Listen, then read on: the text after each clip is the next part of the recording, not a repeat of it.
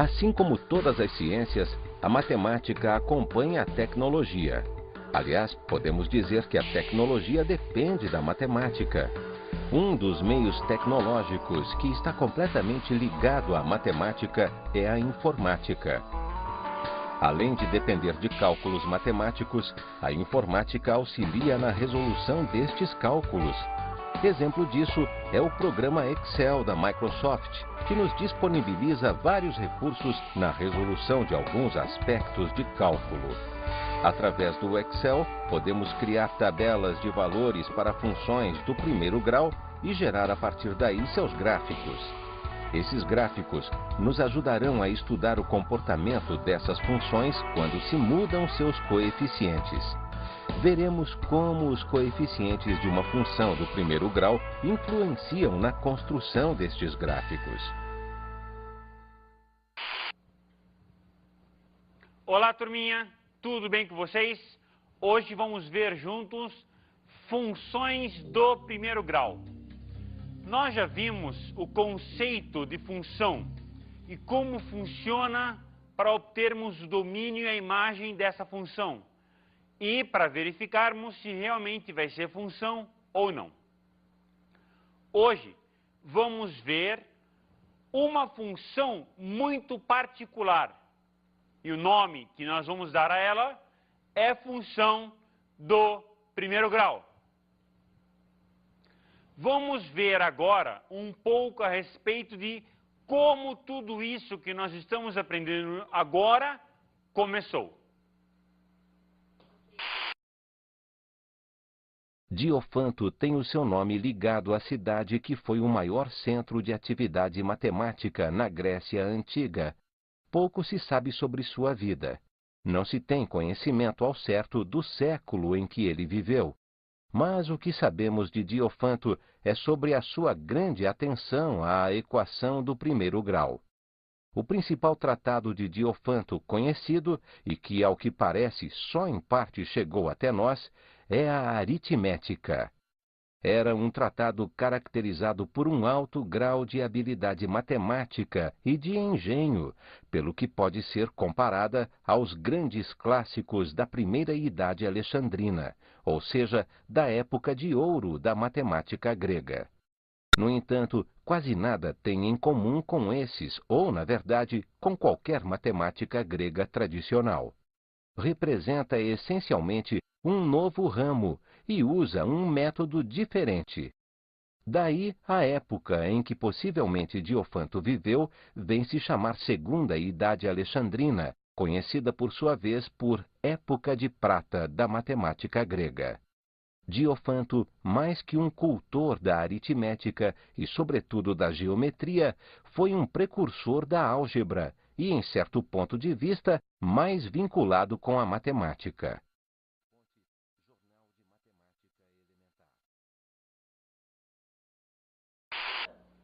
O Diofanto tem a ver com essa aula porque nós temos equações específicas de equações chamadas de equações diofantinas, onde trabalhamos uma relação entre x e y e observamos valores naturais para x e para y. O que interessa para agora é verificarmos exemplos de como vamos trazer esse conceito para a nossa realidade. Então, vamos pegar um exemplo de uma produção de linha. Essa produção vai funcionar da seguinte forma. Eu marco, por exemplo, no minuto, quantos de linha ela produz, essa máquina produz. Vamos supor que ela produz 2 metros a cada minuto. Ou seja, no primeiro minuto, essa máquina ela produz 2 metros, depois mais 2 minutos, ela vai produzir mais 4 metros, ou seja, a cada minuto ela produz 2 metros. Vamos verificar juntos a tabela e posteriormente representar os valores no gráfico para poder tirar um exemplo de função do primeiro grau. Acompanhem comigo então na tabela. Então nessa tabela o que vai acontecer, turminha? No primeiro minuto ela vai produzir 2 metros e assim por diante. A cada minuto ela produz 2 metros. O importante para a gente marcarmos na tabela alguns valores para podermos depois ir ao gráfico no plano cartesiano. Então temos 1 minuto 2 metros, mais 1 minuto, mais 2, então fica 4 e assim vai. 1, 2, 3, 4, 5, 2, 4, 6, 8 e 10. Vamos agora pegar esses pares ordenados, par ordenado 1, 2, par ordenado 2, 4, par ordenado 3, 6, par ordenado 4, 8 e par ordenado 5 e 10 e representá-los no plano cartesiano. Então acompanhe comigo no plano cartesiano para verificarmos como vai ficar a representação geométrica desses pontos.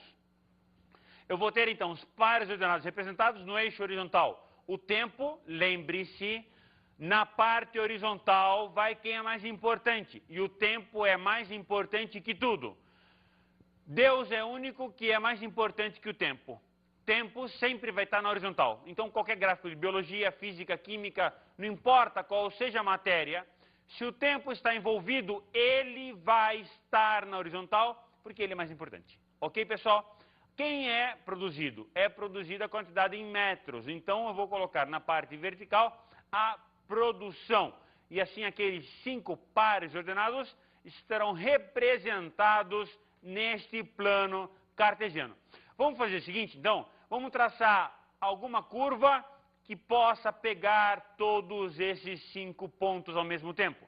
Então, vamos traçar essa curva. Olha só, a curva traçada resultou numa reta. Essa curva traçada resultando numa reta dá a ideia para a gente que posso daqui tirar uma função. Veja, é uma função do tempo na produção, porque se eu traçar verticais, cada vertical vai estar cortando esta reta em apenas um ponto. Como será a equação desta reta? Nós vimos uma dependência entre tempo e produção. E agora, como é que vamos tentar então verificar no gráfico como é que deve ser a equação que vai estabelecer para a gente o gráfico desta reta? Vem comigo, olha só. Eu percebo que a diferença, né, do tempo de 1 segundo, eu tenho uma diferença de 2 metros de construção ou de produção desta linha. Ou seja, a cada 1 minuto eu produzo 2 metros. Então eu faço uma diferença aqui, delta produção sobre delta tempo, igual a uma constante. E aí eu acho essa constante. Daqui eu tiro, então, uma equação que vamos chamar de equação do primeiro grau. E aí eu vou estar colocando este gráfico como sendo um exemplo de função do primeiro grau. Pode mandar bala, professor, que isso aí eu já peguei. Então, como deve ser a lei de associação de y igual a f de x para que o gráfico da função seja uma reta? Gente, como nós combinamos um pouquinho tempo atrás, nós falamos para vocês a respeito da relação da produção de linha pelo tempo. Então, nós vimos que aquela reta vai ser colocada como sendo uma função y igual a f de x do primeiro grau. Vamos agora, gente, ao gráfico de uma nova reta para certificarmos mesmo que esta reta vai poder ser representada por uma função do primeiro grau. Acompanhem comigo no gráfico. Então, tenho essa reta passando pelo ponto A, que é o par ordenado 2, 5, e pelo ponto B, cujo par ordenado é 4 e 9. Vou pegar um ponto P qualquer. A ideia de pegar um ponto P qualquer é você conseguir generalizar, ou seja, se você se transforma num ponto, você se transforma num ponto. E você se coloca sobre essa reta. Então você vai subir na reta ou descer na reta. Esse ponto subindo na reta, ele vai representar aqui um par ordenado que está subindo. Ou descendo nessa reta também é um par ordenado que está descendo.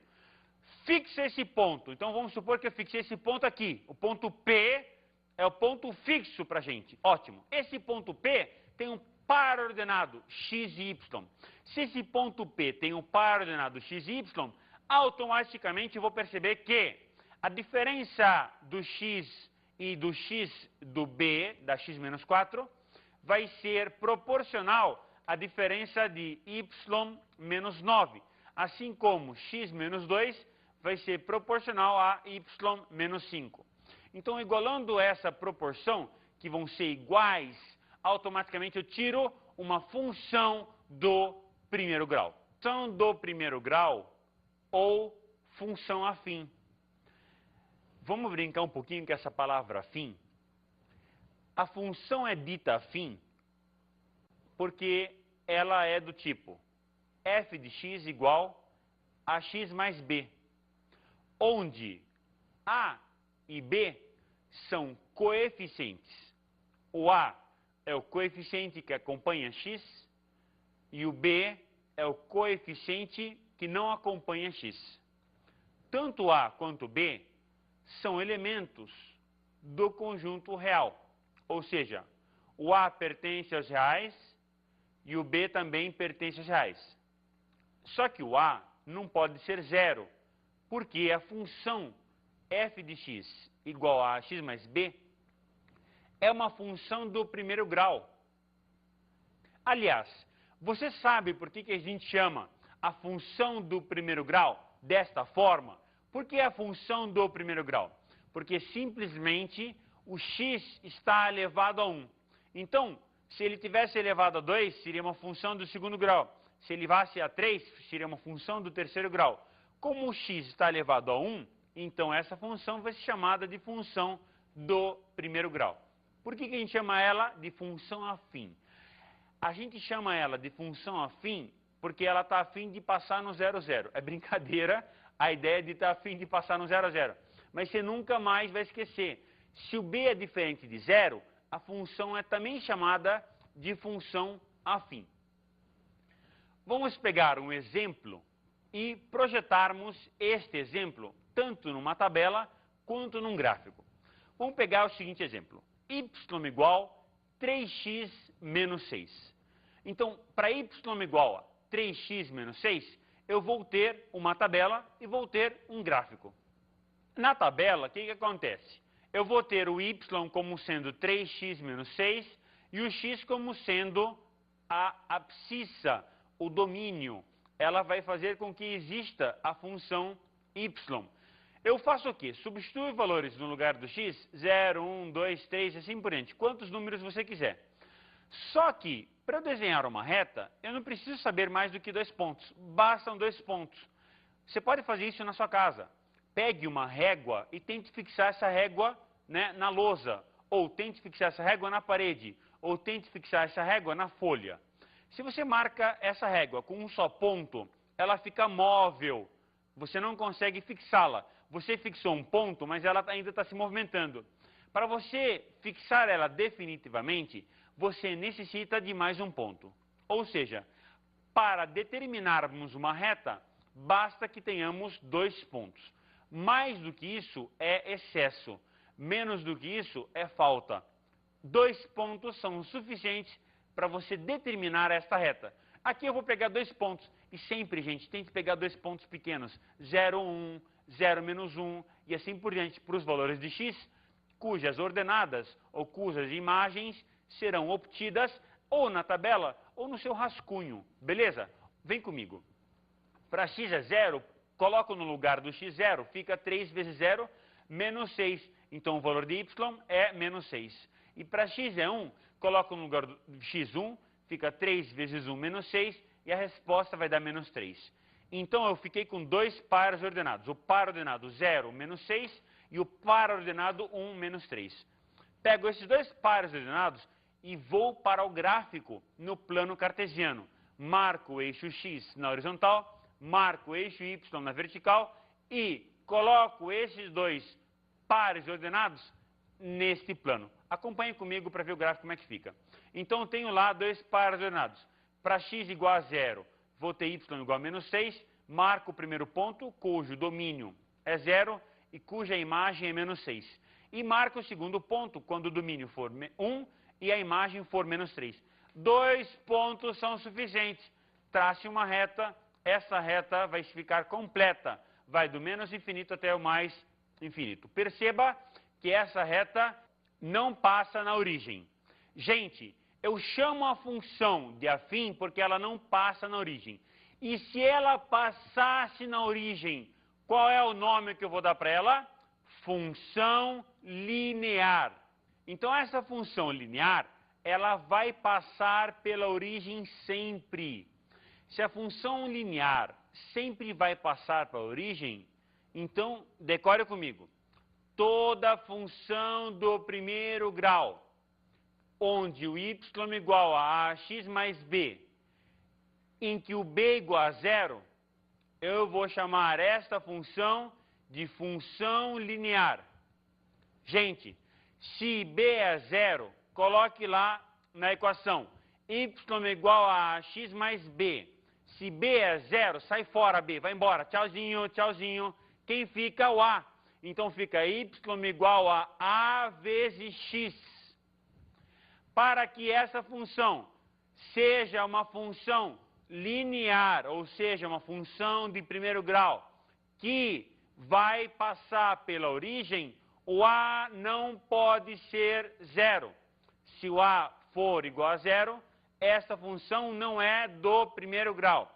Passa pela origem, mas não é do primeiro grau. Então, y igual a vezes x, onde o a pertence ao conjunto dos reais não nulos, ou seja, não pode ser zero. O a não pode ser zero, logo esta função é chamada de função linear. É uma função do primeiro grau e é uma função linear. Vamos pegar um exemplo simples. Y igual a 4 vezes x. Esse y igual a 4 vezes x, da mesma forma, vamos verificar uma tabela, coloco valores para o x e obtenho respostas para o y, e aí colocamos também no gráfico para vermos como essa função realmente vai passar pela origem. Então vamos para a tabela. Eu vou chutar então valores para x, poderia ser menos 1 e 1, pode ser 0 e 1, 0 e menos 1, nesse caso vou pegar 0 e 2. Para x igual a 0, substituo o valor de x e obtenho a imagem dela, então y igual a 0. Eu obtive, então, um par ordenado, que é o 0, 0. O que nós falamos? Para determinar a reta, preciso de 2 pontos. Já tenho um ponto, que é o 0, 0. Preciso de mais um ponto. Vou pegar, então, x igual a 2 e substituir no lugar de x, fica 4 vezes 2 dá 8. Então, y igual a 8. Desta forma, vamos aonde? De novo no gráfico, porque eu tenho mais um par ordenado, que é o 2 e 8. 2 pares ordenados, o 0, 0. E o 2, 8, representados no plano cartesiano, o que vai acontecer? Vai nascer uma reta. Desta vez a reta vai passar pela origem. Acompanhem comigo então no gráfico. Esta reta passa pelo ponto 0, 0, que é o par ordenado chamado de origem, e passa pelo ponto 2, 8, que é o par ordenado que nós obtivemos lá na tabela. É importante, gente, o seguinte. Basta 2 pontos, não exagera, não coloca mais do que isso. Ok, gente? Para uma reta, basta 2 pontos. Então, temos a função do primeiro grau, a função linear, bem estabelecida com esses valores. 2 pontos suficientes, desenho a reta, acabou, está liquidado. Ok, galera? Joia.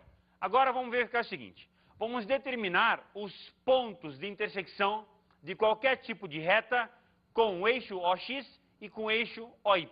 Então, vamos determinar como vamos obter o ponto que a reta vai fazer no eixo X e o ponto que a reta vai fazer no eixo Y. Gente, por que eu chamo a reta de OX? Eu chamo a reta de OX porque simplesmente o Y igual a 0. Y igual a 0 significa que nós estamos na reta OX. Eu preciso pegar um exemplo para poder achar o valor. Vamos pegar então esse exemplo que está na nossa frente. Y igual a 3x menos 6. Como vou obter o ponto de intersecção desta reta com o eixo OX? Gente, no eixo OX, y é 0. Y igual a 3x menos 6. Quando eu coloco no lugar do y 0, eu vou achar x quanto? 2. Então, esse número 2 vai ser conhecido como sendo raiz desta função do primeiro grau. Ok, pessoal? O valor de x quando y é igual a 0 é conhecido como sendo raiz. O par ordenado 2, 0 não é conhecido como sendo raiz. Ok, gente? Então, para achar na reta OX, para achar na reta horizontal, basta você fazer y igual a zero e você vai obter o valor de x, ok? Simples. E agora vamos obter o ponto de intersecção com a vertical OY, com o eixo OY. Como vou obter esse ponto? Lembrando novamente, OY, reta vertical, o x vale zero. E por isso que eu chamo ela de reta OY. Porque o valor de x nesta reta vale zero. Se o valor de x nesta reta vale zero, simples, y igual a 3x menos 6. Se x é zero, y é menos 6. Achamos mais um ponto, né, da intersecção. Então, esse ponto é quanto x igual a zero, y igual a menos 6. Esse menos 6 vai ser conhecido como sendo coeficiente linear desta função. Coeficiente linear desta função. É o valor, né, de y para x igual a zero. Vamos ver agora, gente, o seguinte. A variação da função do primeiro grau. Como é que fica essa variação? Como é que ela varia? Ela fica positiva, ela fica negativa, ela é igual a zero, quando que ela é positiva, quando que ela é negativa e quando que ela é igual a zero. Nós já sabemos que ela é igual a zero justamente quando o y igual a zero. E aí você acha o valor de x e aí esse x é chamado como sendo raiz. Vamos pegar o exemplo, f de x igual a 2x menos 6. Para esse exemplo, f de x igual a 2x menos 6, se x igual a zero, f de x, ou se y, igual a menos 6. E se y igual a zero, ou seja, f de x igual a zero, então x igual a 3. Então esse número 3 é a raiz desta função. Vamos comigo no gráfico para observarmos melhor. Como nós lembramos, gente, colocamos os dois pontos lá no gráfico e vamos achar a reta. Então, esses dois pontos que nós colocamos, aqui o 0 e menos 6, e aqui em cima o 3, 0. O número 3 sozinho é conhecido como sendo raiz. Já o ponto 3, 0 é simplesmente o ponto de intersecção da reta com o eixo OX. Já o ponto menos 6 é, na verdade, ele nasce do x igual a 0 e y igual a menos 6. E aqui eu vou ter um par ordenado, que é o ponto de intersecção da reta com o eixo y. Gente, você pode pegar vários exemplos. Por exemplo, para x igual a 2, lá na gráfico, nós temos quem? Y igual a menos 2. Ou seja, você pode montar uma tabelinha aqui e obter o valor que você quiser em cima dessa reta. Lembrando que a equação dessa reta é igual a y igual a 2x menos 6. Vamos verificar então agora a variação de sinal que acontece. Faz de conta que você é um ponto e viaja comigo nessa reta. Olha só, vamos começar a viagem aqui embaixo, ok? Então acompanhe você esse ponto e está subindo na reta. O que está acontecendo aqui? Quando eu estou falando a variação do sinal da função, me interessa o sinal de y ou o sinal de x? Y, isso aí. Variação da função, ok, Zé? Acorda aí, Zé, acorda aí. Presta atenção, não dorme não. Eu estou estudando quem? Variação da função, do sinal da função. Eu preciso conhecer sinal de quem? Sinal da função, sinal de y. Beleza? Vem comigo. Então, você é um ponto, você está viajando comigo nessa reta, e agora você quer saber se o sinal é positivo ou negativo. Pera aí, ela é ou positiva ou negativa, mas você está esquecendo, hein? Ela também pode ser zero, e zero não é nem positivo nem negativo. Se zero não é nem positivo nem negativo, eu preciso também estudar quando ela for zero. Ok, gente? Beleza? Então, vamos pensar juntos e acompanhar comigo a leitura. Olha só, ela vai se anular, a função vai se anular, nesse exemplo particular, quando x for igual a 3. Então, ela vai ser nula quando x for igual a 3, ok? Beleza. Ela vai ser negativa quando o x estiver abaixo de 3, quando x for menor que 3, beleza?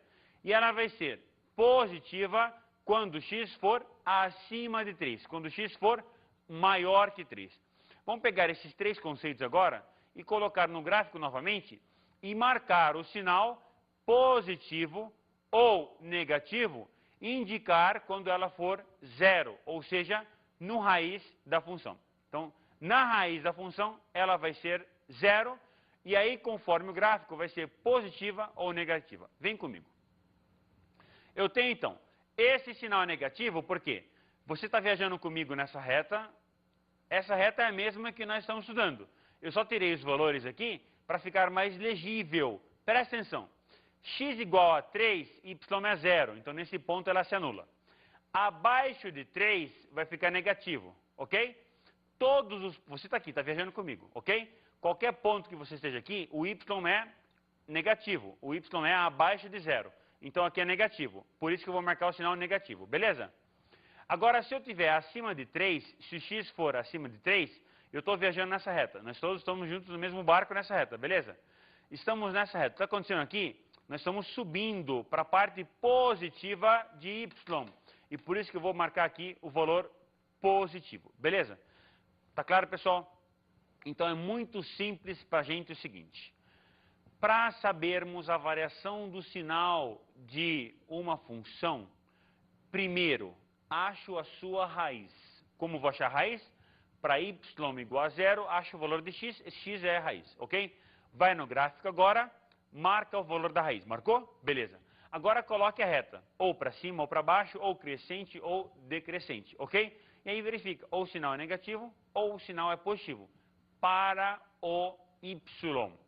Se eu estou estudando o sinal negativo para o y, ou o sinal positivo para o y, somente me interessa os sinais de x e de y. Não. Sinal de x não interessa. Só interessa sinal de y, ok? Valores de x para você obter o sinal de y, se é positivo ou se é negativo. Como vamos obter raízes da função f? Tô entendendo tudo de matemática. Ou, nesse caso em particular, da função do primeiro grau, vamos ter apenas uma raiz, ok? Vamos lá. A raiz da função do primeiro grau, escrito na forma f de x igual a x mais b, é quem? É quando f de x igual a zero. Então, iguala y igual a zero, isola o x agora. Então, fica x igual a menos b sobre a, ok? Simples. Para achar o valor da raiz, faz y igual a zero, acha o valor de x. Esse valor de x igual a menos b sobre a é o que nós conhecemos como sendo raiz desta função. Beleza? Agora vamos verificar qual é a condição para que a função seja crescente. Então, ela vai crescer, se a função ela vai crescer, então da esquerda para a direita ela está crescendo, está aumentando, eu tenho que ter uma condição para isso. Beleza? Como é que vai ser a condição para que essa função f seja crescente? A condição é simples. Eu tenho a função como sendo f de x igual a x mais b. Essa função vai ser crescente se o a for maior que zero. Simples. Se o a for maior que zero, essa função vai ser uma função crescente. Um exemplo disso é a seguinte função. F de x igual a 2x menos 8. Se eu pego essa função, f de x igual a 2x menos 8, o 2 está fazendo o papel de a. Então, ele vai dizer para mim o seguinte, que o a é igual a 2, o 2 é maior que zero, então essa função é uma função crescente. Simples. Isola o y, fica todo mundo lá da direita, o y sozinho na esquerda, acha quem está junto com x, esse número é conhecido como sendo coeficiente que acompanha o x, ou simplesmente coeficiente angular. Se esse número é maior que zero, esta função é uma função crescente. E agora vamos ver condições para que a função f seja decrescente. A função do primeiro grau, f de x igual a x mais b, vai ser uma função decrescente simplesmente quando o valor de a for negativo, quando a for menor que zero. Lembra o seguinte, a função f de x tem que estar de um lado e o ax mais b tem que estar do outro lado. Não vai bagunçar tudo e colocar tudo de um lado só e depois querer analisar o valor de A no lado só. Não, não, não. Cuidado, hein? Isola o Y, deixa o Y sozinho no lado esquerdo. O Y, ele na verdade é f de x, e coloca todo mundo no lado direito. Só assim que eu vou conseguir analisar, beleza? Senão não tem sentido você querer analisar sinal com a equação sem fazer o desenho. Ótimo, pessoal? Vamos pegar então o seguinte exemplo. F de x igual a menos 2x mais 4, ok? Vamos pegar a função f de x igual a menos 2x mais 4. O que está acontecendo? A é quem acompanha x. Quando a função ela está o que, gente? Está isolada, bonitinha. Y no lado só e o que tem junto do x mais sozinho do lado só, ok? F de x igual a menos 2x mais 4. Agora vamos analisar. A igual a menos 2 é negativo, então A é negativo. Beleza? Se A é negativo, ela está decrescente, ela está diminuindo. Então a função f de x igual a menos 2x mais 4 é uma função decrescente simplesmente porque A vale menos 2 e A é negativo. A é menor que zero. Vamos então decorar uma vez por todas o significado de A e de B que acompanha a função do primeiro grau, ok? Y igual a x mais b. Y igual a x mais b, esse A, gente, vai ser, na verdade, quem? O coeficiente angular da função. E o B vai ser o coeficiente linear da função. Nós já vimos muitos exemplos e agora vamos decorar. A vai indicar a inclinação da reta em relação à horizontal. Se o A for positivo, ela está crescente, está indicando que ela está para cima. Se o A for negativo, ela está decrescente, está indicando que ela está para baixo. E aí vai falar sobre o ângulo que está sendo formado com a reta horizontal. Já o B indica o quê? Indica o valor de quem? De y quando a reta cruza o eixo OY. Ou seja, o B indica o valor da ordenada do ponto da intersecção da reta com o eixo OY. Quando A for igual a zero, automaticamente a função já não é mais função do primeiro grau, ok? Quando A for igual a zero, e então o que acontece? Y igual a B, não tem mais x, acabou x. Vai ser uma função constante, não é mais função do primeiro grau. Ok, pessoal? Agora, quando A for diferente de zero e B diferente de zero, a função é conhecida como sendo y igual a x mais b, é uma função do primeiro grau. O mais importante é que o A tem que ser diferente de zero. Vamos para as dicas.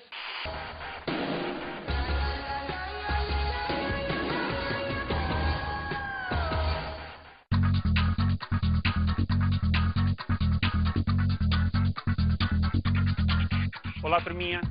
O importante dessa aula é que você treine bastante os exercícios trabalhando simplesmente a ideia da reta ser crescente ou a reta ser constante. Bons estudos para vocês.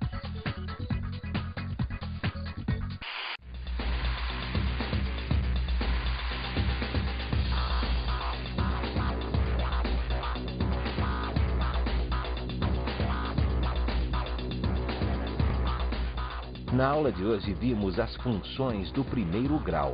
Y igual a x mais b.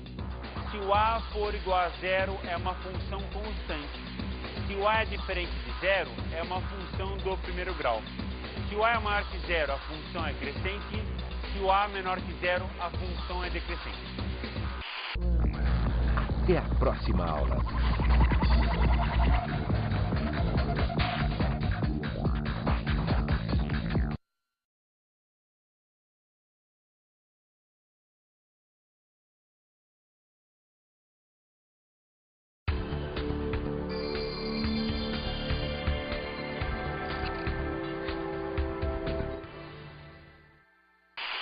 Olá, meus colegas.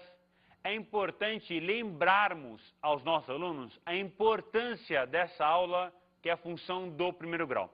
Não deu tempo de trabalhar quando o valor de A for negativo no gráfico, mas você pode fazer bem feito isso na sala de aula pegando exemplos simples. Trabalhe valor de A positivo, A negativo, estude o sinal com eles e fixe a ideia da raiz. Bom trabalho e até a próxima.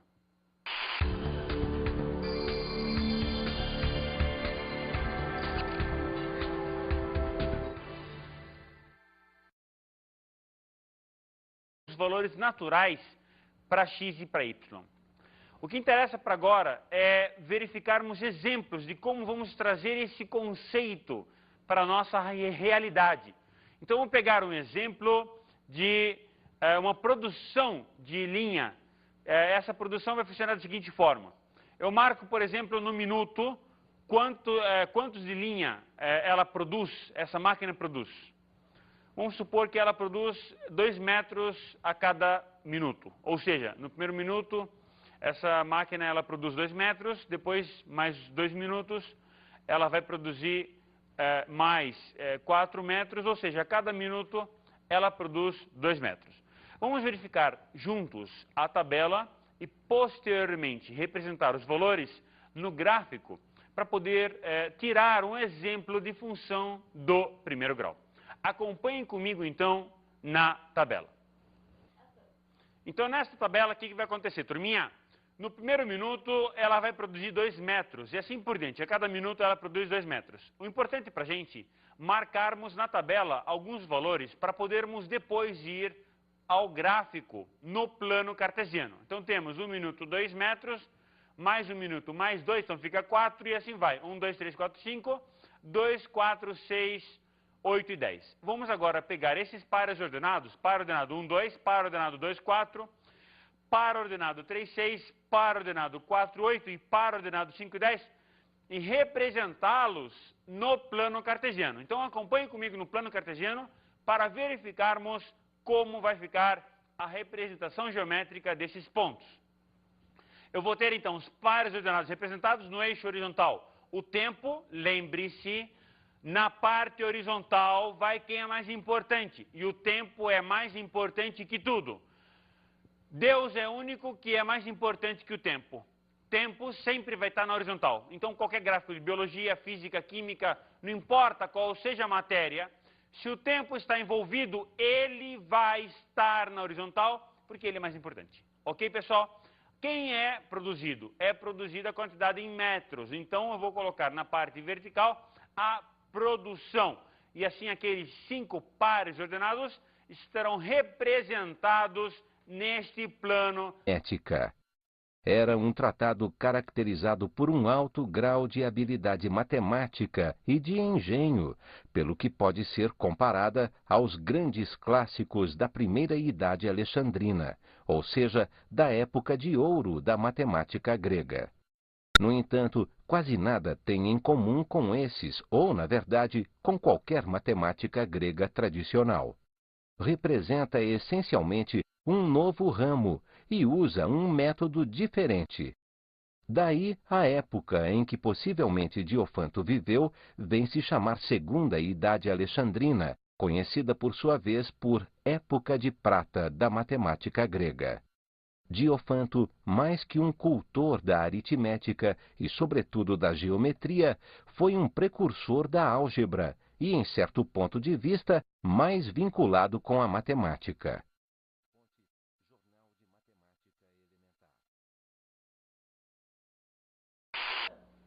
O Diofanto tem a ver com essa aula porque nós temos equações específicas de equações chamadas de equações diofantinas, onde trabalhamos uma relação entre x e y e observamos.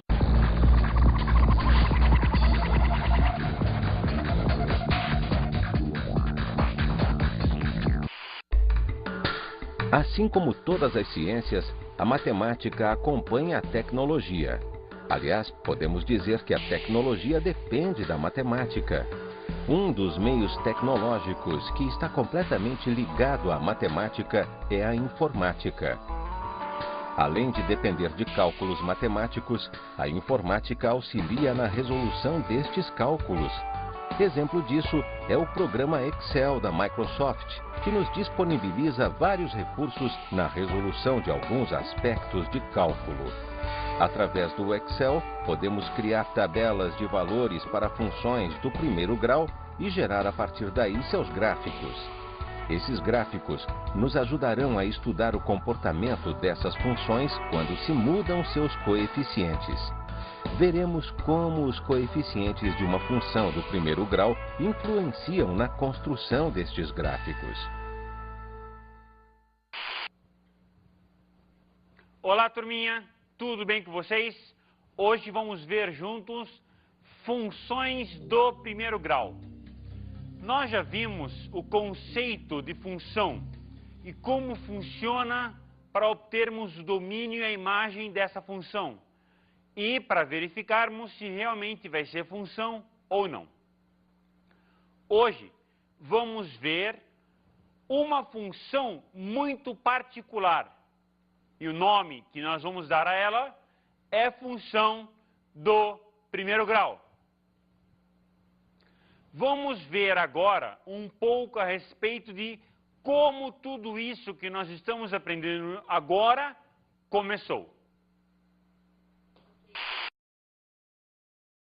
Diofanto tem o seu nome ligado à cidade que foi o maior centro de atividade matemática na Grécia Antiga.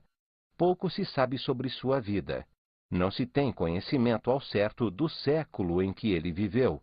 Mas o que sabemos de Diofanto é sobre a sua grande atenção à equação do primeiro grau.